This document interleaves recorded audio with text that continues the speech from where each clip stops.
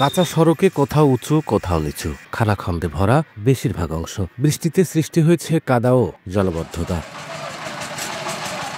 নির্মাণের পর দীর্ঘ ২ দশকেও পাকা করা হয়নি ঝিনাইদহের মহেশপুর উপজেলার হানিপুর গ্রামের সড়ক। ৩ কিলোমিটার দীর্ঘ এই সড়কের বর্তমানে বেহাল দশা। নাজুক অবস্থার কারণে চরম ভোগান্তিতে স্থানীয়রা। এলাকাবাসী বলছেন, বারবার বিভিন্ন মহলে সড়কটি পাকাকরণের দাবি জানানো হলেও কেউ ব্যবস্থা নেয়নি। ২০১২ সালে এটা হেরিংবোন হয়েছে, কিন্তু তারপর থেকে রাস্তার কোনো তদবির নেই।